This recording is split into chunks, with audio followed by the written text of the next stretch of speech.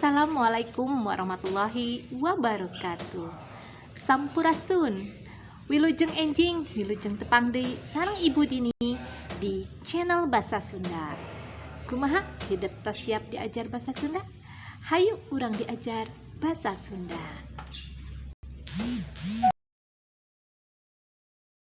Doa satu acan diajar.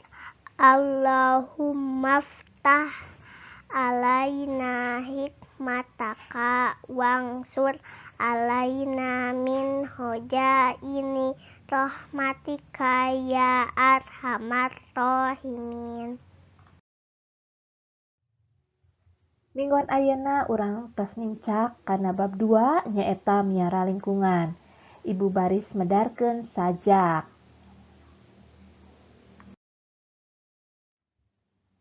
Naon anu disebut sajak teh? Sajak nyaeta karya sastra wangun puisi anu teu kauger atawa terikat ku patokan-patokan atawa aturan. Gumelarna sajak nyaeta dina mangsa sabada zaman penjajahan atawa sanggeus nagara Indonesia merdeka. Sajak nu munggaran teh nyaeta karya Kiswes dina taun 1846. Dina wangun kasusastraan Sunda, sajak teh kaasup dina kategori sastra modern. Mun mapai lalakon umur tina runtuyan sajarahna, sajak Sunda geus lumayan kolot umurna teh.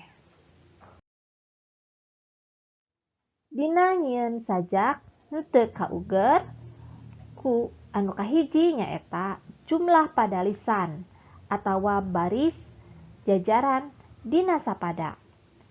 Anu kadua teu kauger ku jumlah engang atawa suku kata dina unggal pada atawa bait. Anu katiluna teu kauger ku sora tungtung dina unggal pada lisan atawa jajaran. Kumaha lengkah-lengkah lamun urang arek nulis sajak? Anu kahiji tentukeun jejer atawa tema. Anu kadua nyaeta milih kecap-kecap nu luyu jeung jejer. Anu katilu nyaeta make basa nu singget sarta jelas. Ku kituna sajak teh kudu ngandung 3 unsur nyaeta kecap, harti kecap, jeung sora atawa wirahma.